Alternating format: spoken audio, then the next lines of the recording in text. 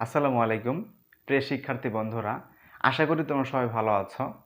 আজকে আমি class 9 higher math chapter 3 উপপাদ্য থেকে শুরু করব। তোমরা যেহেতু আগে থেকেই পড়ে আসতেছো, 6-এ পড়েছো, 7-এ পড়েছো, 8-এ পড়েছো, উপপাদ্য তোমরা তো বুঝতে পারোনি। দেখা গেছে তোমাদের যখন নতুন বই পাও জানুয়ারিতে, তখন তোমাদের স্যারেরা কী করে, দেখা গেছে বীজগণিত আগে শুরু করে, অথবা যেগুলো সহজ সহজ চ্যাপ্টার এগুলো আগে পড়ায়। এরপর যখন তোমরা দেখো যে পরীক্ষা চলে আসছে, পরীক্ষার 1 সপ্তাহ আগে বা 15 দিন আগে কি করে তোমাকে উপপাদ্য যেগুলো ইম্পর্টেন্ট সেগুলো দাগায় দেয়, বোঝানোর তেমন একটা টাইম পায় না। তো এতে তোমরা কি করো, এই উপপাদ্য সম্পর্কে যে ধারণাটা সেটা তোমরা অর্জন করতে পারো না, এবং পরীক্ষার আগে যেহেতু তোমাদের টাইম কম থাকে তাই তোমরা মুখস্থ করে পরীক্ষার হলে যাও, গিয়ে দেখো পারো না। অথবা অনেকে এরকম করো যে উপপাদ্য আমি দিব না পরীক্ষায়, আমি বীজগণিত দিব বা অন্যান্যভাবে যেভাবেই হোক আমি পরীক্ষা দিয়ে আমি পাশ করে আসব।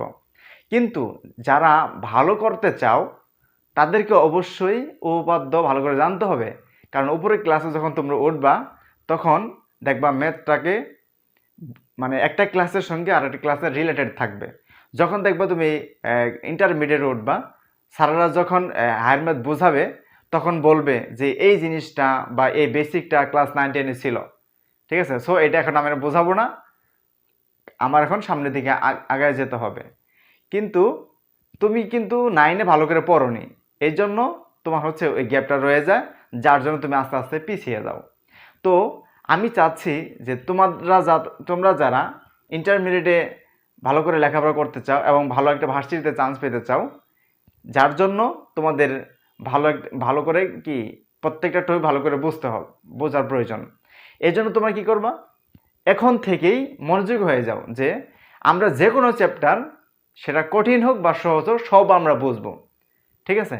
তো আমি এই যে কঠিন যে চ্যাপ্টারগুলো আছে আমি এগুলাকে সহজভাবে তোমাদের কাছে উপস্থাপন করব এবং সহজভাবে বোঝানোর চেষ্টা করব, যাতে তোমরা এটাকে অন্যান্য অঙ্ক যেমন খুব সহজভাবে করতে পারো, এই উপপাদ্য জিনিসটাও যাতে তোমরা খুব সহজে সমাধান করতে পারো, এবং যাতে মুখস্থ না করতে হয়। কিছু প্রত্যেকটা উপপাদ্যের ভিতরে কিছু বেসিক জিনিস আছে, এই বেসিক জিনিসগুলো তোমরা যদি ভালো করে বুঝো তাহলে দেখবা যে হ্যাঁ, উপপাদ্য লেখা খুব ইজি হয়ে গেছে। এজন্য তোমাদের কি করতে হবে, প্রত্যেকটি উপপাদ্য ভালো করে বুঝতে হবে। তো আমরা এই 3.1-এর যে উপপাদ্যগুলো আছে এগুলো প্রথমে সমাধান করব। তো উপপাদ্যগুলো করার আগে আমাদের কিছু বেসিক জিনিস প্রয়োজন, এগুলো আমরা আগে বুঝে নিই। তোমরা ক্লাস 4 বা 5 থেকে পড়ে আসতেছো যে ত্রিভুজ, 3টি বাহু দ্বারা আবদ্ধ ক্ষেত্রকে ত্রিভুজ বলে, এবং ত্রিভুজের প্রকারভেদ শিখে আসছো। যেমন তুমি নাম শুনেছো যে সমবাহু ত্রিভুজ, সমদ্বিবাহু ত্রিভুজ, বিষমবাহু ত্রিভুজ, সমকোণী ত্রিভুজ, তারপর কি সূক্ষ্মকোণী ত্রিভুজ, স্থূলকোণী ত্রিভুজ, এরকম অনেক ত্রিভুজ নাম শুনে আসছো। তো আমাদের এই জিনিসগুলো আগে বেশি প্রয়োজন। তো যারা এই জিনিসগুলো বুঝো সেটা তো ভালো, কিন্তু যারা এই জিনিসগুলো বুঝো না তাদের এইটুকু বুঝে নিতে হবে। তো প্রথমে কি ছিল, আমাদের এখানে লিখে রাখছি যে ত্রিভুজের প্রকারভেদ।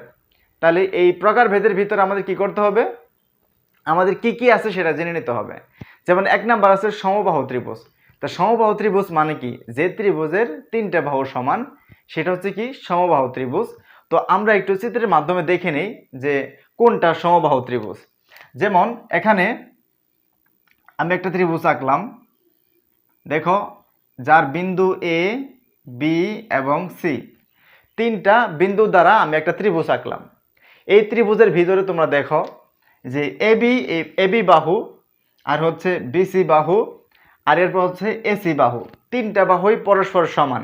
সো তোমরা যখন দেখবা যে একটা ত্রিভুজের ভিতরে যে 3টা বাহু আছে, এই 3টা বাহু যদি পরস্পর সমান হয় তাহলে সেটা হবে সমবাহু ত্রিভুজ।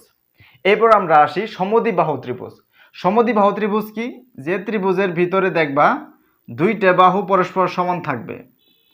ধরো এখানে এবিসি একটা ত্রিভুজ লিখলাম, এই ত্রিভুজের ভিতরে দেখো এই যে এবি এর সঙ্গে এসি সমান, মানে এবি যদি 10 সেন্টিমিটার হয় এসিও কত হবে, 10 সেন্টিমিটার হবে। কিন্তু এই যে বিসি বাহুর কিন্তু সমান হবে না, তার মানে এই ত্রিভুজের ক্ষেত্রে 3টা বাহু কখনো সমান হবে না, 2টা বাহু সমান হবে। তাহলে তোমরা যখন দেখবা যে ত্রিভুজের ভিতরে 2টা বাহু সমান, সেটা হবে কি সমদ্বিবাহু ত্রিভুজ। এরপর আমাদের বুঝতে হবে বিষমবাহু ত্রিভুজ। তো বিষমবাহু ত্রিভুজ কোনটা?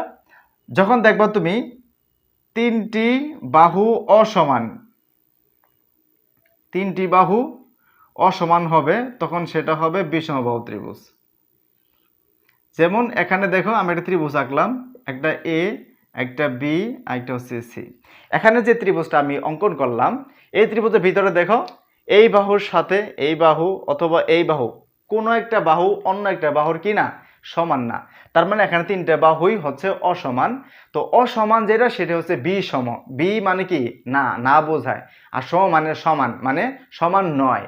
তারপর কি বিষমবাহু ত্রিভুজ মানে যে ত্রিভুজের 3টে বাহুই একটা বাহু আরেকটা বাহুর সাথে কি নয় সমান নয়, এটা হচ্ছে বিষমবাহু ত্রিভুজ।